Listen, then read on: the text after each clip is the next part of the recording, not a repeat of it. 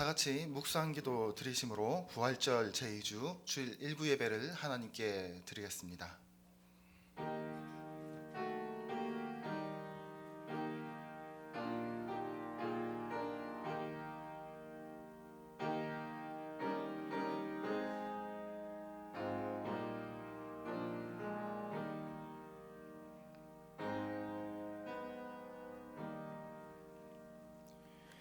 여호와께서 자기 백성에게 힘을 주시며 여호와께서 자기 백성에게 평강의 복을 주시리로다. 아멘. 하나님은 영이시니 예배하는 자가 영과 진리로 예배할지니라. 사랑이 많으신 하나님 아버지, 지난 한 주간도 주님의 보호 아래 살게 하심에 감사를 드립니다. 또한 지난 한 주간도 주님 주시는 셈을 가지고 살게 하심에도 감사를 드립니다. 부활의 주님을 의지하며 나온 이 예배에 성령으로 임재하여 주시고 이 예배를 통하여 우리도 주님 주시는 부활의 삶을 살게 하옵소서. 또한 이 순간 온라인 예배를 드리는 예배 또한 주님 받아 주옵소서. 우리의 생명 되시며 부활 되시는 예수님의 이름으로 기원하옵나이다. 아멘. 다 같이 자리에서 일어나셔서 찬송가 1장 드리겠습니다.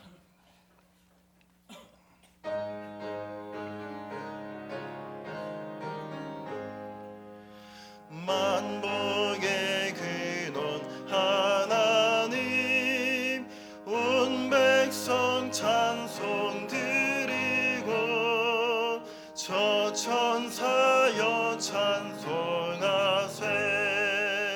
찬송 성부 성자 성령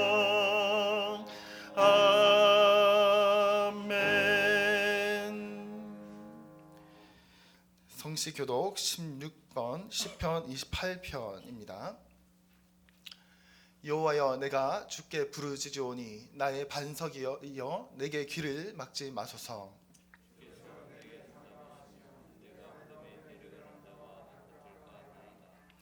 내가 주의 지성소를 향하여 나의 손을 들고 주께 부르짖을 때에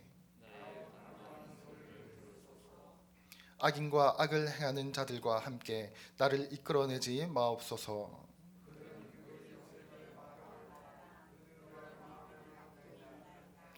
그들은 여호와께서 행하신 일과 손으로 지으신 것을 생각하지 아니하므로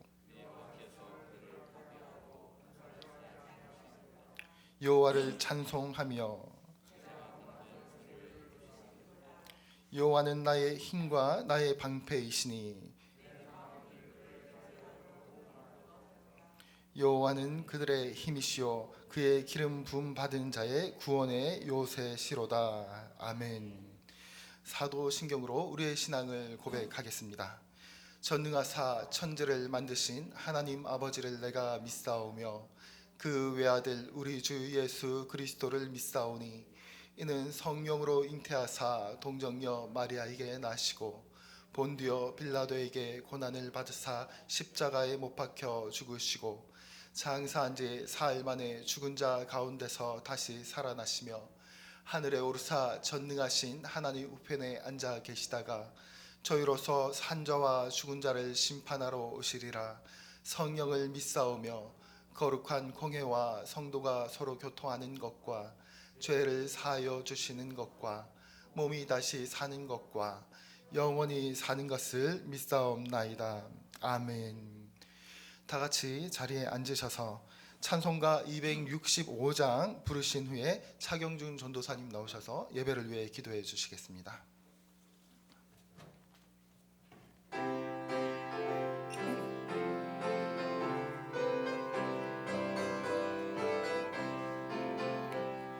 주 십자가를 지심으로 죄인을 구속하셨으니 그 피를 보고 믿는 자는 주의 진노를 면하겠네.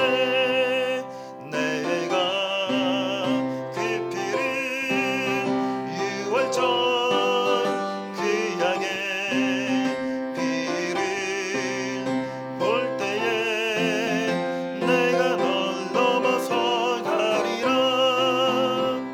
흉악한 죄인 되수라도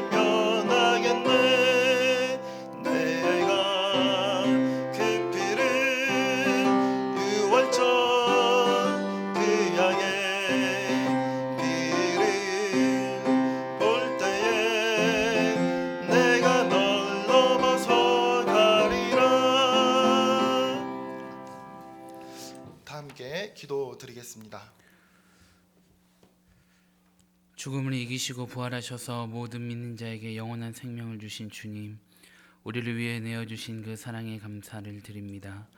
죄와 죽음을 이기시고 죽어있는 영혼에게 영원한 생명을 주신 그 십자가의 은혜를 찬양합니다. 오늘 예배 중에 성령 충만을 주시고 주님의 진리로 가득하게 하여 주시옵소서. 이 시간 우리를 사랑의 눈길로 돌아보사 우리의 모든 것을 새롭게 하여 주시옵소서. 날마다 주 예수 그리스도만을 더욱 사랑하며 찬양하는 삶을 살게 하시고 하나님의 말씀에 굳게 서서 흔들리지 않는 믿음으로 살게 하여 주옵소서. 주님께서 주신 사랑으로 말미암아 세계와 민족과 열방 가운데에 복음이 선포되어지기를 원하며 복음 전하는 선교사님들의 사역이 함께하여 주시사 그 사역을 잘 감당할 수 있도록 모든 사역이 함께하여 주시고 부족함이 없도록 하나님의 은혜로 늘 채워 주시옵소서. 이 민족을 인도하시는 하나님, 오늘까지도 함께 하심을 감사드립니다. 안타까운 상황이 계속되고 있습니다. 코로나로 인하여 부활 기쁨을 온전히 하나님 앞에 영광 올려드리지도 못했습니다. 하지만 이 상황을 하나님의 놀라운 섭리로 인도하여 주셔서 이 상황이 마친 뒤에 하나님의 뜻이 온전히 이루어지기를 원하며 하나님 홀로 영광 받아 주시옵소서. 우리의 삶에 예수 그리스도의 흔적이 있게 하여 주옵소서. 주님께서 우리에게 주시는 믿음의 의무를 진실하게 감당하기를 원합니다.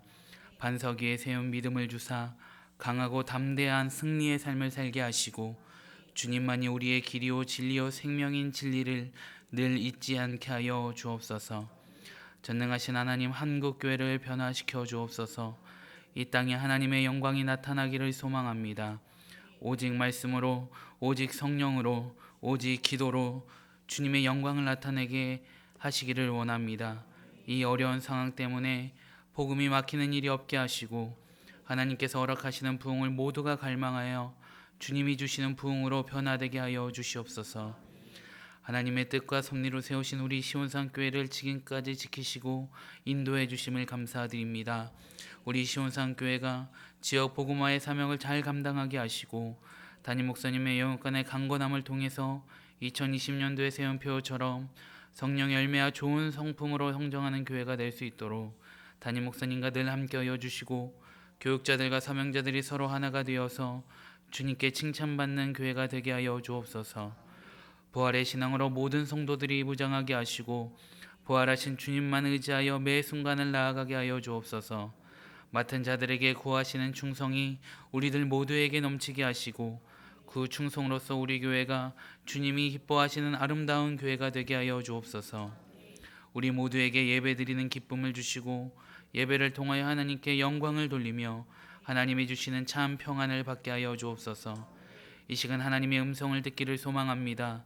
우리 가운데 염려가 있다면 응답받아 함께 하시는 하나님을 더욱 의지하게 하셔서 이제는 우리 인생이 주님께 쓰임받게 하여 주시고 우리에게 맡겨진 사명을 감당할 수 있도록 이 예배를 축복하여 주옵소서. 말씀을 선포하시는 담임 목사님께 성령의 기름 부으심을 허락하여 주시고 오늘 하나님의 말씀이 연약한 우리들에게 그리스도의 제자가 될 수 있는 깨달음이 될 수 있도록 지혜를 허락하여 주시옵소서. 모든 것을 주님 앞에 맡겨드리며 예수님의 이름으로 기도드립니다.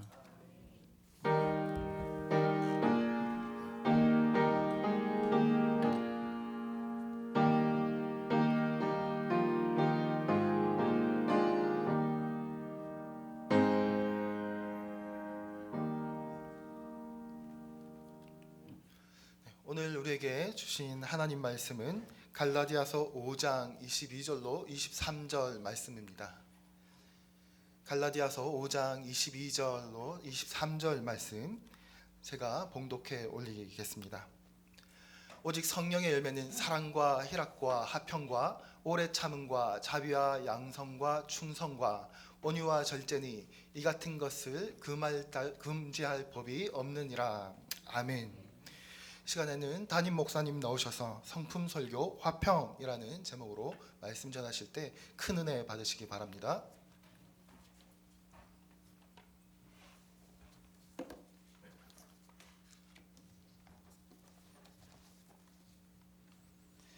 네, 오늘 일부 예배에 올라오신 여러분 주님의 이름으로 환영하고 축복합니다. 이야기 하나 하고 오늘 설교를 시작하려고 합니다. 참기름과 싸움을 해 라면이 감옥에 가게 되었습니다. 그 이유가 뭘까요? 네, 참기름이 고소했기 때문입니다. 얼마 후 이번엔 참기름이 반대로 감옥에 가게 되었습니다. 그 이유는 너무나 억울한 나머지 라면이 다 불어서 감옥에 가게 되었습니다. 오늘 설교의 제목은 성품설교 화평입니다. 우리 서로 인사하겠습니다. 우리 싸우지 말고 화목합시다. 싸우지 말고 화목합시다. 성령의 9가지 열매 가운데 세 번째 열매인 화평의 열매, 4월 달에 다룰 성품 설교입니다. 화평이라는 단어는 성경에 번역이 될 때 반대로 그 글자만 바꿔서 평화 혹은 평강, 평안 이렇게 번역이 되었습니다. 성경에 수없이 기록이 됨으로써 성경의 중요한 비중을 차지하고 있는 중요한 단어입니다. 여러분들 들어보셨을 텐데 헬라어, 오늘 본문 신약 성경의 헬라어로는 에이레네로 단어가 되어 있습니다. 구약에서는 이 단어를 샬롬 이렇게 사용을 했습니다. 이 샬롬은 화평과 평화는 하나님께서 자기의 백성들에게 주시는 하나님의 선물이라고 오늘 처음 말씀을 시작하면서 읽어주신 시편 29편 11절의 말씀, 그리고 하나님의 약속 시편 85편 8절에서 10절의 말씀에 있습니다. 이러한 평화와 화평은 사람들이 일반적으로 기대하는 기대이기도 합니다. 오늘 설교 가운데 화평과 평화라고 하는 단어, 평안이라는 단어를 믹스해서 사용할 겁니다. 혼동하지 마시고 다 같은 말씀입니다.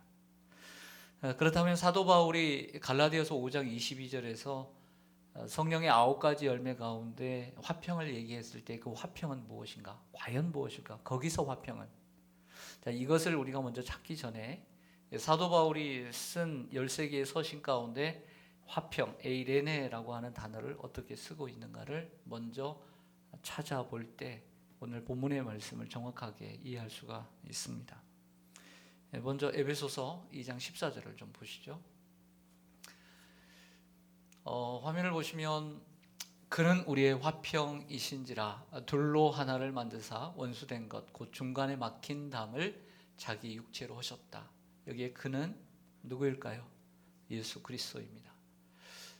사도 바울은 예수님이 우리의 화평이다라고 얘기를 합니다. 원수된 것이 있는데 그 둘을 막힌 담을 하나로 하셨다. 이게 무슨 얘기냐면 인간이 죄를 범한 이후에 하나님과 인간의 사이에는 죄의 담이 막히게 되었습니다. 이 죄의 담이라는 건 대단히 무서운 것입니다. 우리는 남북으로 갈라져 있는 곳에 살고 있습니다. 벌써 50년, 60년이 넘었습니다. 38선이라는 것은 대단히 무서운 것입니다. 그래서 우리가 북한에 가보지 못한 거죠. 북한에 있는 사람 쉽게 못 오는 것입니다. 이거보다 더 무서운 것이 뭐냐면 죄의 38선이라고 하는 것입니다. 그런데 죄 없으신 예수 그리스도께서 이 땅에 죄 없는 몸으로 오셔서 십자가에 못 박혀 죽으심으로 하나님과 우리 사이에 있는 이 죄의 담을 자기의 육체로 헐어 주셨다. 그래서 주님이 우리의 화평이 되셨다라고 말씀하고 있습니다. 그러나 예수 그리스도께서 십자가에 죽으심으로 하나님과 우리의 사이에 담을 헐어 주셨다고 해서 저절로 하나님과 우리가 화목하고 그리고 하나님과 화평을 누리게 되는 것은 절대 아닙니다. 조건이 있습니다. 사도 바울은 로마서 5장 1절과 2절에서 그 조건을 이렇게 얘기합니다.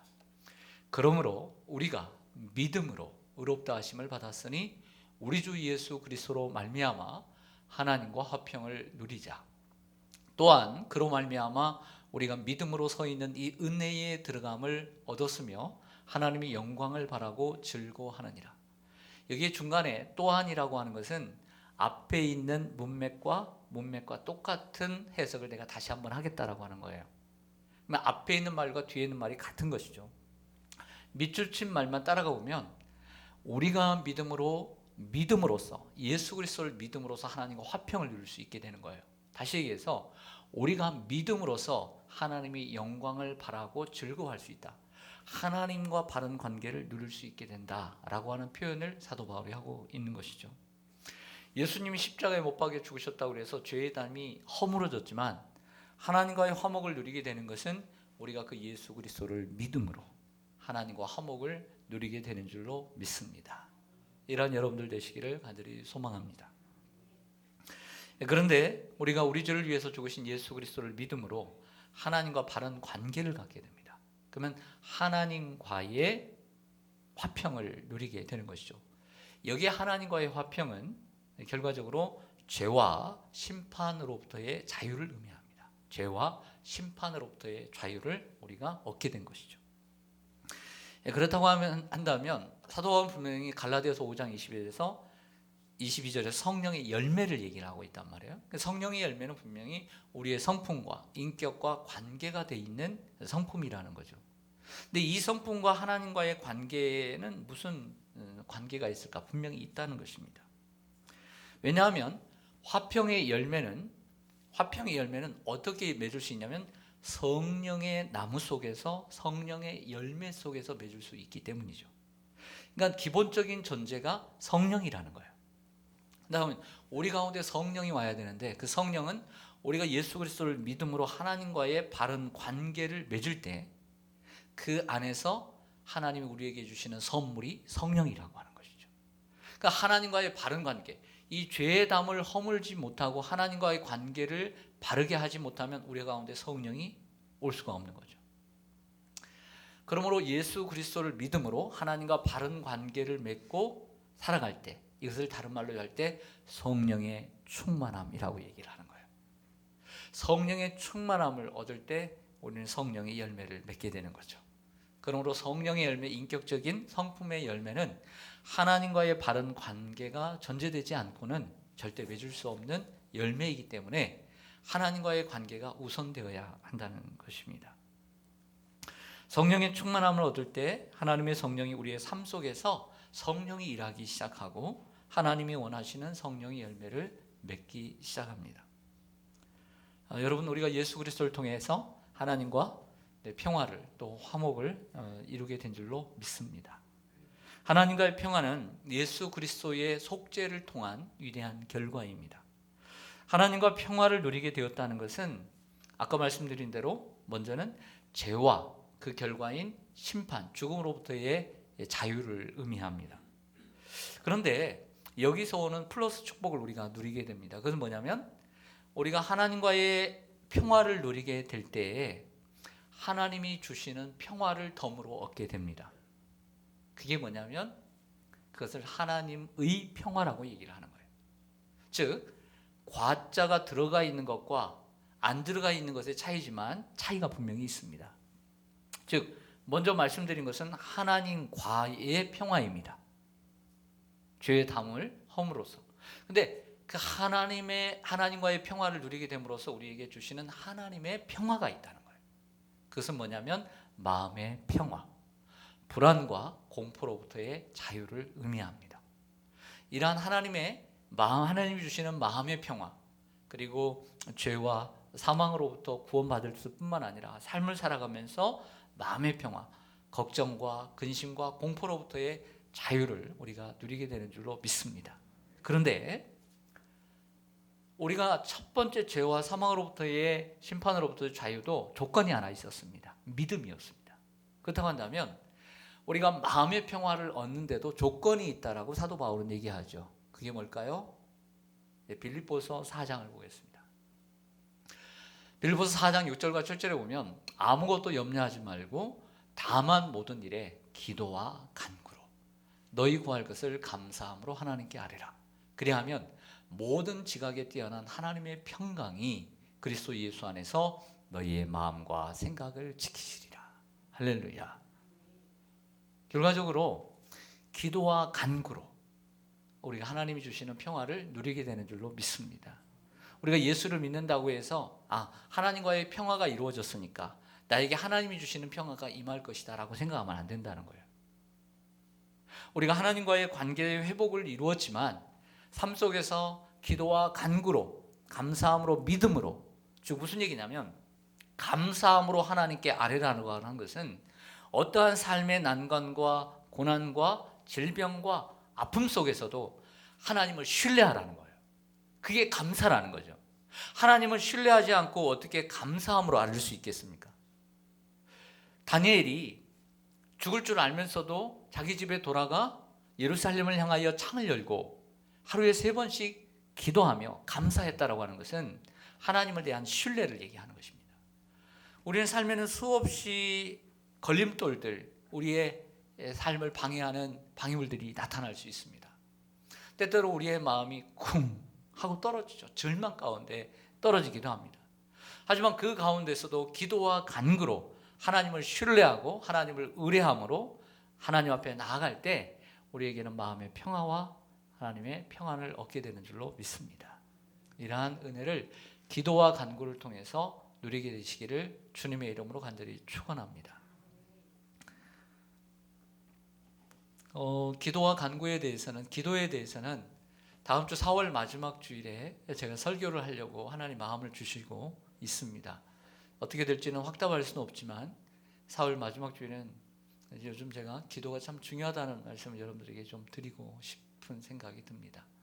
또 더더욱 코로나로 인해서 기도의 생활에 너무 갈급해 있고, 또 기도 생활을 없이 여러분들이 신앙생활을 하면서 자신의 영혼의 상태를 한번 돌아볼 수 있는 그런 설교를 좀 해보려고 합니다. 자, 정리하겠습니다. 먼저 우리가 성령의 열매를 찾아가기 위해서는 사도 바울이 말하고 있는 평화, 얘네는 뭐냐면 하나님과의 평화라고 하는 거죠. 그래서 예수 그리스도를 믿음으로 얻게 되는 평화, 죄와 심판으로부터의 자유를 의미합니다. 두 번째는 하나님과의 평화를 통해서 자연적으로 얻어지는 것이 아니라 오직 기도와 간구로 하나님 앞에 나아갈 때 얻게 되는 두 번째 비도, 평화. 그것은 하나님의 평화, 하나님이 주시는 평화입니다. 그것은 우리의 마음의 평화, 근심과 절망으로부터의 평화를 얻게 될 수 있다라고 하는 것이죠. 자, 이제 오늘 본문과 관련돼서 하나 더 살펴보겠습니다. 그래서 뭐냐면 오늘 갈라디아서 5장 22절에서 얘기하고 있는 성령의 9가지 열매, 사랑과 희락과 화평과 오래 참음과 자비와 양성과 충성과 온유와 절제라고 하는 이 인격의 열매, 성품과 관련이 있는 이 열매입니다. 하나님과의 평화도 있고 하나님이 주시는 하나님의 평화도 있지만 성경은 우리들에게 하나님이 요구하시는 평화가 있다는 거죠. 따라서 하겠습니다. 하나님이 요구하시는 평화, 하나님이 원하시는 평화. 네, 아시죠? 하나님 우리들에게 요구하시는 화평과 평화의 열매가 있다라고 하는, 그게 열매인 것이죠. 우리가 이런 말을 합니다. 우리가 행복하지 못하고 남을 행복하게 할 수 있을까요? 여러분들이 행복하지 못하고 다른 사람을 행복하게 할 수 있을까요? 엄마가 행복하지 못하고 자녀들을 행복하게 할 수 있을까요? 어느 정도는 가능하겠죠. 그러나 온전하게 행복하게 할 수는 없습니다. 내가 먼저 행복해야 남을 행복하게 할 수 있는 것입니다. 마찬가지로 우리가 하나님과 바른 관계를 맺고 그리고 하나님이 주시는 평화를 누리며 살아갈 때 우리는 이웃과 평화할 수 있게 되는 것입니다. 하나님 우리의 삶 속에서 화평의 열매를 맺으며 살라고 말씀하십니다. 이제는 성경이 말씀하고 있는 여러 가지 예를 통해서 우리의 삶에 필요한 영역 속에서 우리가 맺어야 되는 성경이 말씀하는 이러한 평화를 적용하는 시간을 설교의 후반부에 갖고자 합니다. 첫 번째로 로마서 12장 18절을 통해서 우리는 세상에서의 화평을, 화목을 이루어야 한다고 말씀합니다. 알 수 있거든 너희로서는 모든 사람과 더불어 뭐하라? 화목하라. 누구와 더불어? 모든 사람과. 여러분 우리가 그리스도인으로서 다른 사람들과 싸우지 않고 평화를 만들고 살아가야 합니다. 모든 사람과 더불어 화평을 누리며 살아가야 합니다.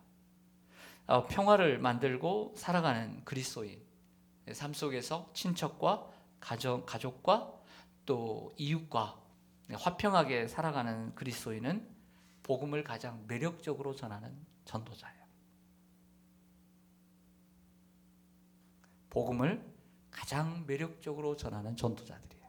근데 반대로 자주 싸우는 사람, 그리고 싸움을 붙이는 사람, 또 싸우려고 달려드는 사람은 복음의 장애가 되는 사람이에요. 우리가 교회만 잘 다닌다고 복음의 전달자가 되는 게 아니에요. 그 삶을 가정 속에서 화목하게 살고 고모와 이모와 작은아빠 작은엄마 친척과 형제들과 화목하게 살고 교회를 다니면서 형제들과 원수지고 살아가는 사람들, 그게 본이 되겠습니까? 원수지면서 고집이 얼마나 센지 말도 안 하고 전화도 안 하고 얼굴도 안 보고 사는 그리스도인을 보면서 어찌해서 그 사람들의 마음속에 하나님을 볼 수 있게 하겠습니까? 우리가 예수를 잘 믿는 것, 이웃과 모든 사람과 화목하며 살아가는 길입니다. 두 번째로 고린도전서 7장 15절 말씀을 보면 가정에서의 화목을 얘기합니다. 가정에 대한 이야기, 특별히 고린도전서, 고린도후서를 보면 결혼과 사도 바울이 이혼에 대한 이야기를 자주 언급합니다. 어디서 언급한다고요? 고린도전후서에서 많이 언급해요. 그래서 여러분들이 모세의 율법과 함께 신약의 결혼과 가정과 이혼에 대해서 말씀을 나누려면 고린도전후서를 여러분들이 짚어가지 않으면 성경의 결혼과 이혼에 대한 이해를 온전히 하지 않았다라고 볼 수 있습니다. 그래서 고린도전후서에 결혼과 이혼에 대한 이야기를 자주 언급하고 있다는 것을 기억하시길 바랍니다. 고린도서 7장에 보면 그 가정 속에서 하나님은 화평 중에서 너희를 부르셨다는 얘기를 해요. 그 문맥이 이런 말이 있습니다. 연애는 환상이고 결혼은 현실이다. 연애는 꿈이에요. 근데 결혼을 해보면 현실이에요. 결혼한 후의 삶은 결혼 전과 확연히 다릅니다. 시간이 갈수록 덜할 것 같죠? 시간이 갈수록 더합니다. 부부간에 어떤 일을 만날지 모르고 어떤 갈등을 겪게 될지 모릅니다. 결혼 전에는 아무리 이 눈을 4개를 뜨고 다녀도요 흠이 보이질 않습니다. 그런데 결혼한 후에는 이렇게 실눈을 따고 다녀도 다 보여요. 참 이상하죠? 그래서 옛 어른들이, 선인들이 말하기를 결혼한 후에는 한쪽 눈만 뜨고 다녀라, 이렇게 얘기했던 것 같습니다. 왜냐하면 한쪽 눈을 감지 않으면 부부간의 싸움이 잦아지게 되고요, 이혼에 이를 수 있습니다. 부부 중에도 형식적으로 사는 부부가 얼마나 많습니까? 그러나 부부 생활에서 화평을 추구해야 된다라고 바울은 얘기합니다. 화평 중에서 우리를 부르셨기 때문이다. 조금 맞지 않아도 서로 양보하면서 살아야 합니다. 뜻이 맞지 않고 성격이 달라도 이해하면서 품고 살아야 합니다. 이런 생각을 하죠. 내가 다른 아내를 만나면 정말 내가 완벽한 여자를 만날 것이다. 꿈 같은 얘기입니다. 그 여자도 분명히 흠이 많습니다. 내가 다른 남자를 만나면, 이 남편이 아니고 저 남편을 만나면 내가 잔소리도 안 하고 그럴 것 같다. 완벽한 남자를 만날 수 있을 것 같다. 그것도 꿈이죠. 그렇지 않습니다. 뜻이 맞지 않고 성격이 달라도 이해하면서 품고 살아야 합니다. 사도 바울이 오늘 이 말씀을 하고 있는 거, 고린도서 7장 15절 말씀을 하고 있는 것은 이런 얘기예요. 사실은 믿음이 달라도 화평하며 살아라. 그렇게 살 때 믿지 않는 남편, 불신 남편이 아내로 인하여 거룩하게 되고, 믿지 않는 불신 아내가 남편으로 인하여 거룩하게 될 수 있다라고 얘기하고 있는 본문입니다. 화평하시길 바랍니다. 부부간에. 세 번째로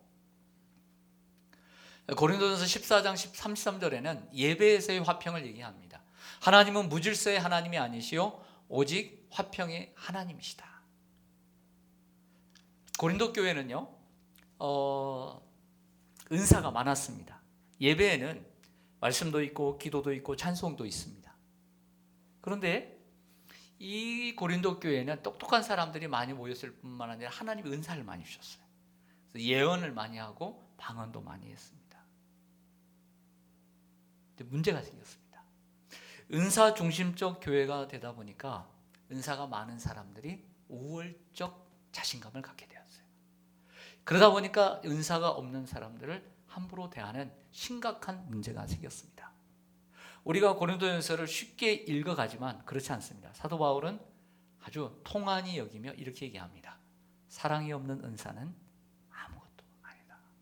그렇게까지 고린도 전서 13장에서 얘기했던 이유가 바로 그것 때문입니다. 은사 있으면 뭐 하냐는 거죠. 예배와 신앙생활은 사람을 높이고 드러내기 위해 하는 것이 아닙니다. 하나님의 영광을 위해서 하는 것입니다. 그러므로 하나님의 영광을 위해서 절제해야 되고 그리고 질서를 지키며 화목해야 될 줄로 믿습니다.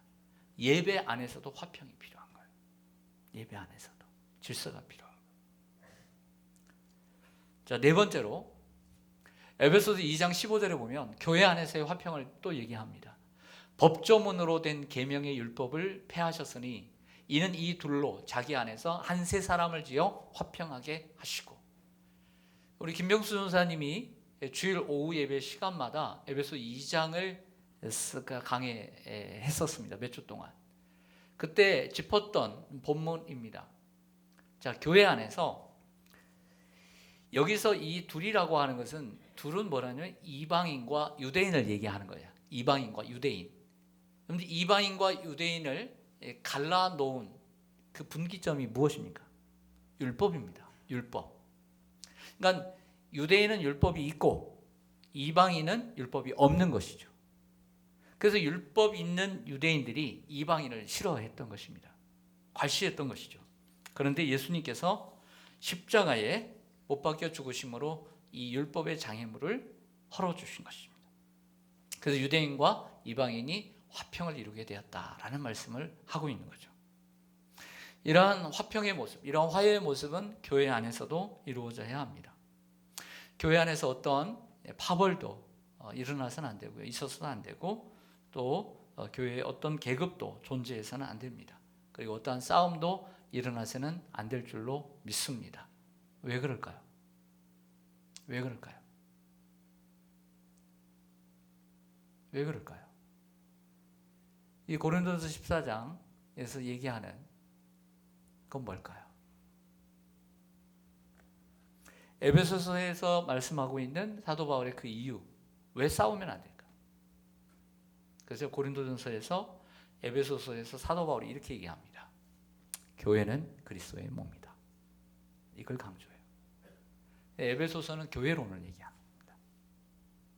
다시 얘기해서 교회가 그리스도의 몸일 뿐만 아니라 우리는 이 화평을 위해서 부르심을 받았기 때문이다 라고 말씀하고 있습니다. 아무리 좋은 집에 살아도 우리가 월세집에 살다가 전세집에 살다가 자기 집을 얻어서 삽니다. 이게 꿈이죠. 그런데 한번 생각해 봅시다. 더 좋은 집을 살아가면서 더 넓은 방, 더 좋은 방, 많은 방에서 살아가면서 싸우며 살아간다면 무슨 소용이 있겠습니까? 네? 아직 아예 옛날로 그냥 단칸방에 살면서 화목하게 사는 게 훨씬 낫죠. 반대로 얘기하면 교회가 지하에 있다가 자기 땅을 사고 교회를 건축하고 또 건축을 해서 더 큰 교회, 사람들이 우러러보는 한번 가고 싶어하는 그런 멋진 교회를 건축했다 합시다. 그런데 옛날에 힘들고 어려울 때 함께 교회를 세울 때는 그렇게 화목하던 교회가 세워지고 교회가 커지고 그리고 환경이 좋아지고 편리한 교회를 이용하면서도 목사와 장로가 대립하고 성도들 간에 알력 다툼으로 싸우고 그러면 무슨 소용이 있겠냐 말이에요. 고기가 집에 육선이 집에 가득하고 싸우는 것보다 채소를 먹으면서 화목하는 것이 낫다라고 잠언 17장 1절에 말씀하지 않습니까? 그 얘기 아닙니까? 집에서나 교회에서나 화목해야 될 줄로 믿습니다. 어떤 사람이 버스를 타고 다녔습니다. 버스에서 있었던 일입니다. 버스를 쭉 타고 가는데 버스 안에서 갑자기 두 사람이 뭔가 마음이 상했는지 막 일어나서 다투기 시작합니다. 같이 있는 승객들 아랑곳하지 않고 막 큰 소리로 막 욕짓거리도 하면서 막 싸웁니다. 사람들이 얼마나 불편하겠습니까? 사람들이 얼마나 짜증이 나겠습니까? 그러니까 아무도 말을 하지 않습니다. 짜증난데도. 한 중년 신사가 너무나 짜증이 나가지고 자기 내릴 때도 아닌데 하차벨을 눌러버렸습니다. 듣고 싶지 않다. 하차벨 누르니까 이제 다음 정거장에 딱 섰습니다. 문이 쫙 열리죠.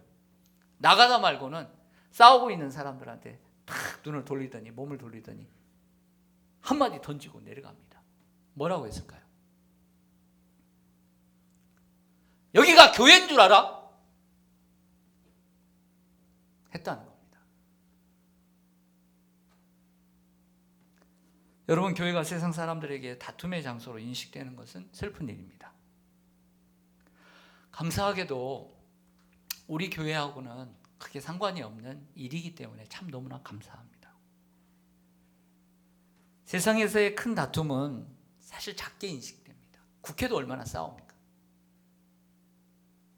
근데 국회는 그러려니 합니다. 세상에서의 다툼은 작게 인식되는 거예요. 하지만 교회에서의 다툼은 크게 인식되는 것이죠. 적용하면 예수를 믿지 않는 사람들의 자기들끼리의 다툼은 작게 생각해요. 자기가 화내는 것, 자기가 잘못하는 것, 자기가 죄 짓는 것 작게 생각해요. 그러나 그리스도인들이 싸우고 그리고 죄 짓고 잘못한 것은 크게 생각해요. 이건 어쩔 수 없는 거예요. 더 깊이 들어가면 윗집 아랫집에서 싸우는 것은 자기들은 별로 크게 생각 안 해요. 앞집에서 싸우는 것은. 근데 예수를 믿는 교회가 붙여있는 시온산교회 교회가 붙여있는 성도가 싸우는 것은 크게 생각해요.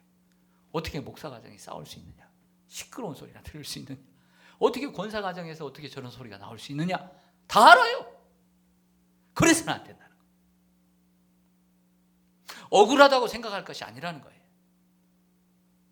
우리는 다른 사람과 다르기 때문에 우리는 가정을 화목하게 만들 책임이 있다는 것을 기억하시길 바랍니다.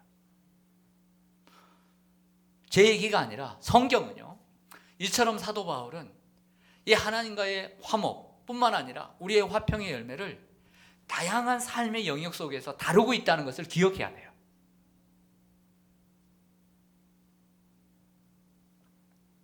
다섯 번째로 고린도후서 13장 11절에 보면 교회 분열에 있어서 이렇게 얘기합니다. 온전하게 되며 위로를 받으며 마음을 같이하며 평안할지어다.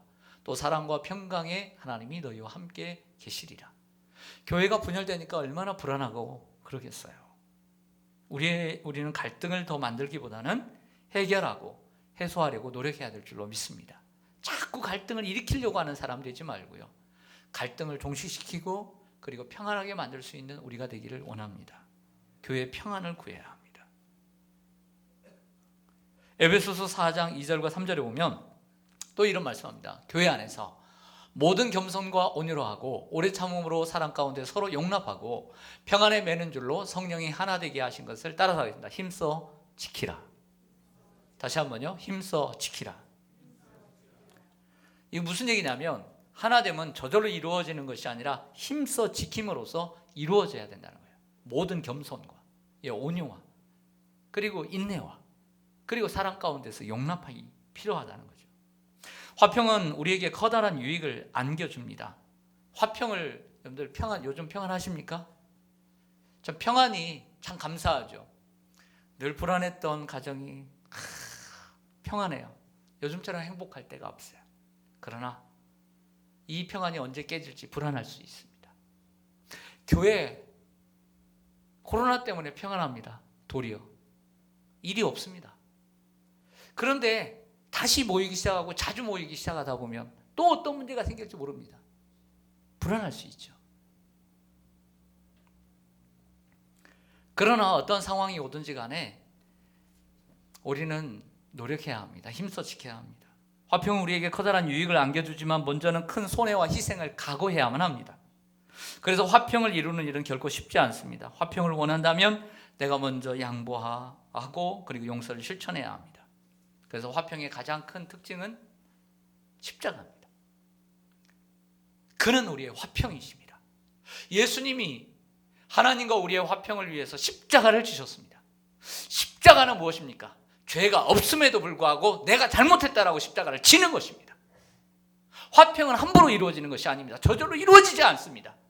저 사람이 용서하고 내 앞에 무릎을 꿇을 때까지 나는 먼저 사과하지 않겠다. 화평이 이루어지지 않습니다.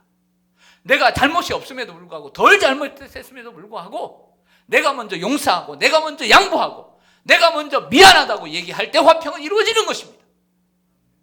그러지 않으면 화평은 이루어지지 않습니다. 화평은 십자가입니다. 가끔씩 성도들 대립하는 걸 봅니다. 세상 사람들 대립하는 거 봅니다. 절대 양보하지 않습니다. 그곳에 어떻게 화평이 있습니까? 자신이 십자가를 지지 않는데. 십자가는 잘못해서 지는 것이 아니라 잘못함이 없어도 지는 것이 십자가입니다. 그럴 때 되는 겁니다. 여러분들 가족 식구들 보십시오. 아내가 잘못한 게 하나 없습니다. 끝까지 고집 피우고, 남편이 하나 잘못한 게 없나 끝까지 고집 피우면 그 가정에 화목이 있겠습니까? 잘못한 게 없어도 먼저 손을 내밀어 줘야 돼요. 그래야 화평이 되고 여러분들의 가정이 60년, 한 30년 유지된 겁니다. 예수님께서 십자가를 지심으로 우리에게 화평이 온 거죠. 우리도 그 화평의 삶을 살라고 얘기합니다. 그래서 미안해라는 말이 가장 어려운 말일지라도 화평을 이루는 첩경입니다. 또한 남의 탓만 할 것이 아니라 자신을 돌아보고 내 탓을 할 줄 아는 사람만이 평화를 누릴 수 있습니다. 싸우는 사람들 보면요, 절대 잘못한 게 없대요. 제가 보기에는 그분도 잘못했어요. 분명히 잘못한 게 있으니까 저쪽에서 그러는 거예요. 왜 그걸 몰라요? 골로새서 3장 15절에 보면 교회 안에서 이런 얘기를 합니다. 그리스도의 평강이 너희 마음을 주장하게 하라. 너희는 평강을 위하여 한 몸으로 부르심을 받았나니 너희는 또한 감사하는 자가 되라. 이런 걸 발견했어요. 여러분, 우리가 평강을 위해서 부름을 받았어요. 할렐루야. 한 몸으로. 근데 감사하는 자가 되어야 합니다. 이렇게 적용해 보았습니다. 평화를 위해서는 감사를 찾는 자가 되어야 합니다. 예를 들어 부부가 함께 살면서 장점과 단점을 다 합니다. 살아갈수록 더 잘합니다. 아내가 남편의 단점만 보면서 감사를 하지 않고 불평만 한다면 아내의 마음에는 평화가 찾아올까요? 안 찾아올까요? 혹시 외출하시진 않았죠? 네, 다시요. 아내가 남편의 단점만 보면서 불평하고 감사하지 않는다면 아내의 마음에는 평화가 찾아올까요? 안 찾아올까요? 안 찾아오죠. 남편도 아내를 보면서 단점이 있지만 장점을 보면서 잘하는 부분을 보면서 칭찬하고 감사한다면 그 남편과 그 가정에 화목이 찾아오게 될 줄로 믿습니다. 데일 카네기라고 하는 사람은 9가지 꾸짖을 일을 찾아 꾸짖기보다 칭찬할 일 한 가지를 찾아 칭찬하는 것이 그 사람을 개선하는 데 유효하다라는 말을 했더라고요. 직장생활도 그렇습니다. 사회생활하면서 나도 내 마음에 안 들 때가 있는데 어찌 다른 사람이 내 마음에 다 들겠어요. 직장생활 같이 하면서. 직장 동료나 상사를 대할 때 안 좋은 부분만 찾지 말고 좋은 부분을 찾아 감사할 때 직장에 평화가 오는 거예요. 교회 생활도 그렇습니다. 우리는 평강을 위해서 한 몸으로 부름을 받았다고 골로새 3장 16절에 말합니다. 성도들이 목사를 바라볼 때, 저를 바라볼 때, 그리고 제가 여러분들을 바라볼 때, 그리고 여러분들을 바라볼 때 어떻게 다 만족하겠어요? 하지만 불편하고 좋지 않은 부분도 있지만 여러분들이 저를 바라볼 때 좋은 모습을 볼 줄 알고, 제가 여러분들을 바라볼 때 좋은 모습을 찾고, 여러분들이 서로를 바라볼 때 좋은 부분을 찾고 감사할 때 평화가 오는 거예요. 왜 나쁜 부분만 보려고 합니까? 좋은 부분을 볼 수 있게 되기를 원합니다. 히브리서 12장 14절에 보면 모든 사람과 더불어 화평함과 거룩함을 따르라. 이것이 없이는 아무도 주를 보지 못하리라. 자, 여기에 화평함과 이 둘은 거룩함을 따르라고 했습니다. 자, 여기에 화평함은 하나님과의 화평이 아닌 것을 알 수 있어요. 왜냐하면 앞에 수식하는 단어가 모든 사람과 더불어 이렇게 얘기하고 있기 때문이죠. 화평함이란 이처럼 공동체 안에서의 서로 간의 화목을 의미합니다. 화평과 거룩은 결과적으로 이 손바닥 양면과 같은 것입니다. 화평 없는 거룩은 나는 거룩하다, 하나님과 잘한다 하면서 사람들과 화평하지 않는 것은 독선에 불과합니다. 그리고 거룩 없는 화평 없는 거룩은 독선이나 다름이 없고, 그리고 거룩 없는 화평은 타협으로 이루어진 것이거나 진리와 무관한 것이죠. 하지만 거룩은 화평을 위해 희생되어서는 결코 안 됩니다. 베드로전서 3장 11절을 보죠. 악에서 떠나 선을 행하고 화평을 구하며 그것을 따르라. 당연한 것이죠. 제가 나쁜 짓을 합니다. 여러분들이 어디 가서 죄를 계속 짓습니다. 마음에 화평이 올까요? 오지 않죠. 네. 악을 떠나고 죄를 버려야 참된 평화가 찾아옵니다. 그래서 성경은 악을 버리고 선을 따르라고 얘기하고 있는 거죠. 마지막으로 예수님은 팔복에서 이 말씀을 합니다. 왜 이 말씀이 안 나오나? 여러분들 고민하셨을 텐데 고민할 필요 없습니다. 여러분들의 고민들을 제가 다 하고 왔습니다. 그냥 믿고 따라와 주세요. 가끔씩 조는 분도 우리 조 목사님은 다른 말을 절대 안 해. 틀린 말을 안 해. 그래서 조는 줄로 믿습니다. 할렐루야. 안 조는 분들은 말씀이 더 좋아서 더 알고 싶어서 또 안 조는 줄로 믿습니다. 할렐루야. 마태복음 5장 9절에 보면 팔복 가운데 이런 말씀합니다. 화평하게 하는 자는 복이 있나니 그들이 하나님의 아들이라 일컬음을 받을 것이며.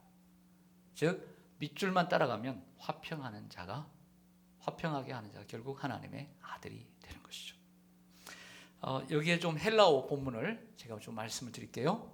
화평케 하는 자라고 하는 이러한 본문은 에이레노 포이오이입니다. 이게 무슨 얘기냐면 아까 본문에 먼저 말씀드렸던 에이레네라고 하는 화평이라는 단어와 그리고 포이에오라고 하는 이 단어가 있습니다. 이게 만들다라고 하는 단어입니다. 화평과 만들다라고 하는 단어가 합쳐져서 에이레노 포이오이라고 하는 명사가 되었습니다. 화평케 하는 자. 직역을 하면 이렇습니다. 화평하게 만드는 자. 이렇게 되는 거예요. 그래서 피스메이커. 평화를 만드는 자는 피스메이커. 만드는 사람입니다. 평화는 저절로 오는 것이 아니라 평화를 만들어가는 자. 평화를 심는 사람. 평화를 구하는 사람이 결과적으로는 하나님의 아들이 되고 딸이 되는 것입니다. 할렐루야. 평화를 만드는 사람으로 주님이 우리를 불러주신 줄로 믿습니다. 가정에서 여러분들은 피스메이커입니까? 트러블 메이커입니까? 직장에서 여러분은, 사회에서 여러분은 피스메이커입니까? 아니면 트러블 메이커입니까? 교회 안에서 여러분들은 피스메이커입니까? 아니면 트러블 메이커입니까? 피스메이커가 되시기를 바랍니다. 설교를 마치면서 아시스의 성 프란시스코가 기록했다라고 하는 기도를 읽어드림으로써 오늘 말씀을 좀 정리하고자 합니다. 보시겠습니다. 있나요? 혹시? 따로 없어요? 안 올렸어요? 그러면 제가 읽어드리고 마치겠습니다. 주여, 저를 주님의 평화의 도구로 써 주소서.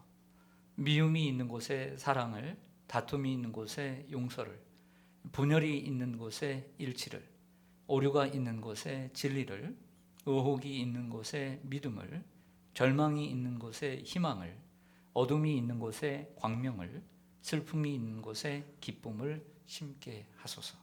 주여, 위로를 구하기보다는 위로하고 이해를 구하기보다는 이해하며 사랑을 구하기보다는 사랑하게 해 주소서.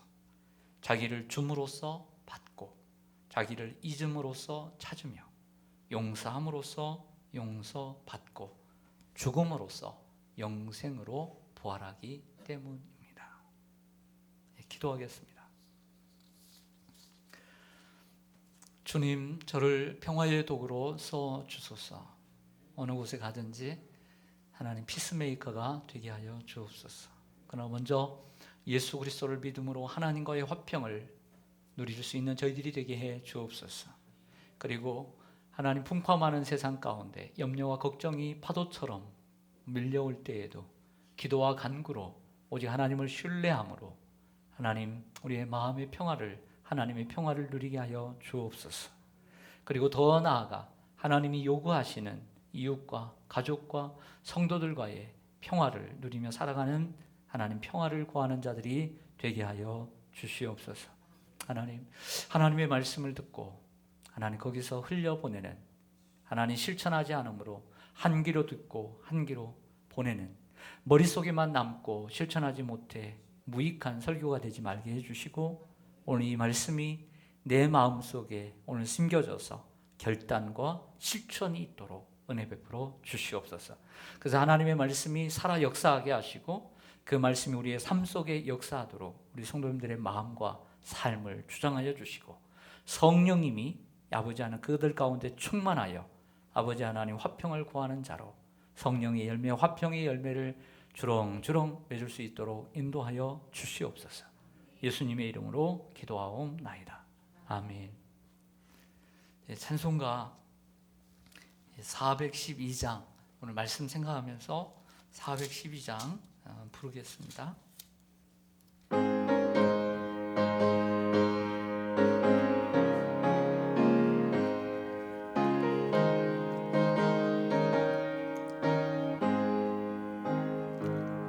내 영혼의 극히 깊은 데서 맑은 가락이 울려나네. 하늘 곡조가 언제나 흘러나와 내 영혼을 고이 사네.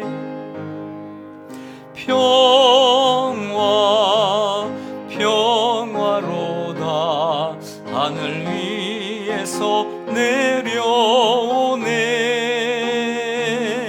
그 사랑의 물결이 영원토록 내 영혼을 덮으소서. 내 마음속에 솟아나 이 평화는 깊이 묻힌 보배로다.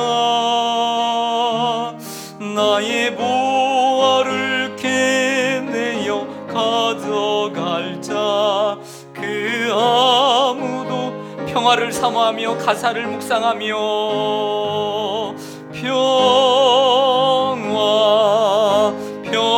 평화로다 하늘 위에서 내려오네. 그 사랑의 물결이 영원토록 내 영혼을 덮으소서. 내 영혼의 평화가 넘쳐남은 주의 큰 복을 받음이라. 내가 주야로 주님과 함께 있어 내 영혼이 편히 쉬네.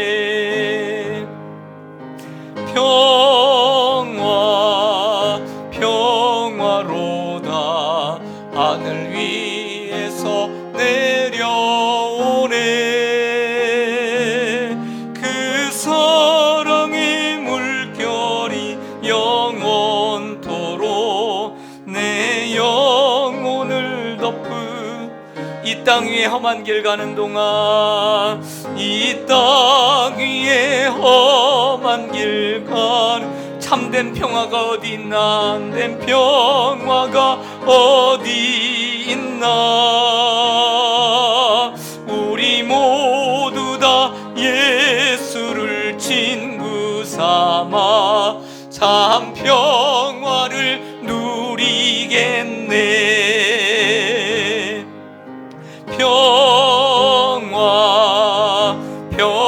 평화로다 하늘 위에서 내려오네.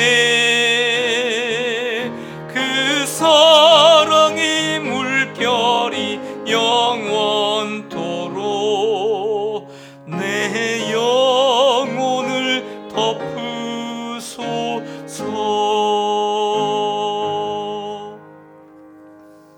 아멘. 기도하겠습니다. 우리가 사는 날 동안에 평화를 잊어버리고 살 때가 있었음을 고백합니다. 다시 한번 주님의 평화가 너무나 필요함을 느끼며 오늘 말씀을 붙잡고 우리 하나님의 평화를 간구합니다.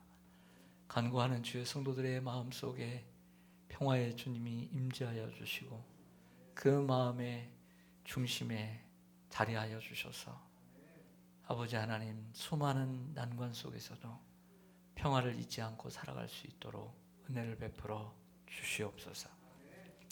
한 주간의 삶을 돌아보며 주께 빈손으로 나오지 않고 주일헌금, 또 아버지 하나님 주정헌금을 주께 올려드립니다. 한 주간의 삶도 인도하여 주시고 평강으로 함께하여 주옵소서. 감사할 것이 있어서 감사합니다. 감사를 잊지 않고 하나님 앞에 때마다 일마다 하나님 우리의 삶의 마디마다 언덕마다 감사 예물을 드리게 하시니 감사합니다. 하나님 모든 것 하나님이 주신 줄 믿고 감사를 잊지 않는 성도 되게 하셔서 감사합니다. 간절한 소원이 있습니다. 아픔이 있습니다. 고난이 있습니다. 자녀의 문제도 있습니다. 건강의 문제도 있습니다. 코로나로 인해서 경제의 어려움, 가게의 어려움도 있습니다. 함께하여 주시고 병상에 누워있는 가족을 돌봐주시고 하나님 자녀들에게 함께하여 주시옵소서. 별의 아버지 하나님 10의 1조를 드립니다. 정직한 예물을 받아주시고 평강으로 인도하여 주시옵소서. 교회를 사랑하여 아버지 하나님 한 걸음 한 걸음 힘을 앞에서 나갑니다. 아버지 하나님 비전한 걸 받아주시고 나는 선교의 어려움이 있습니다. 주님 유럽과 미국 또 온 세계 아프리카까지 하나님 우리 선교사님들 건강으로 지켜주시고 사역이 멈추지 않도록 도와주시옵소서. 아버지 하나님이 건축하는 김포 믿음의 교회 하나님 함께해 주시고 또 일본의 아버지 하나님 니가타 교회 아버지 하나님 또 메이비에도 하나님 함께해 주시고 아버지 하나님 우리 선교사님들 우리 성도님들의 기도 가운데 함께하여 주시옵소서. 고문과 해외에 나가 있는 사랑하는 자녀들 눈동자처럼 지켜주시고 아버지 하나님 정말 코로나로 인해서 또 교회가 걱정되고 여러 가지 어려움 가운데 교회에 나오지 못한 분들 믿음이 떨어지지 않게 하시고 5월 달에는 다 같이 아버지 하나님 회복할 수 있도록 교회 자리에 예배 자리에 나올 수 있도록 은혜 베풀어 주옵소서. 날마다 수고하는 우리 부교육자들을 위해서 기도합니다. 우리 성도님들을 정말 돌아보고 사랑하며 애쓰고 어린 영혼들을 위해서 힘쓰고 있습니다. 말씀에 능력 주시고 늘 강건함을 주시고 하나님 그 목회의 길에 하나님께서 시온의 대를 열어주시고 점점 더 흥왕한 목회가 될 수 있도록 축복해 주시옵소서. 예수님의 이름으로 기도하옵나이다. 아멘. 네, 교회 소식 전하겠습니다. 시간이 많이 갔네요. 바이러스 전염 확산으로 예배 참고해 주시고요. 예배 출입 사항도 참고해 주시기를 바랍니다. 정기 당회가 다음 주일에 있고요. 기도 부탁드립니다. 4번 어서속히 코로나가 이 땅에서 종식되고 예배와 일상의 삶이 회복되도록 정말 우리가 하나님 앞에 엎드려 기도하는 일이 정말 필요한 줄로 믿습니다. 여러분들의 간절한 기도를 하나님이 들으시고요. 밤 9시 그 시간이 안 되는 분들은 조용한 시간에 하루에 한 번씩 꼭 간절히 기도해 주시기를 바랍니다. 성경 일독 우리 이순자 원사님 완주하셨습니다. 축하드리고 격려합니다. 청소는 마리아하고요. 그리고 저희 자녀 조나단 형제가 어제 전역을 하게 되었습니다. 그동안 기도해 주셔서 깊이 감사를 드립니다. 우리 서로 인사하겠습니다. 네, 한 주간도 평안하시길 바랍니다. 한 주간도 평안하시길 바랍니다. 우리 다 같이 일어나셔서 준비된 찬양 같이 하고 마치겠습니다.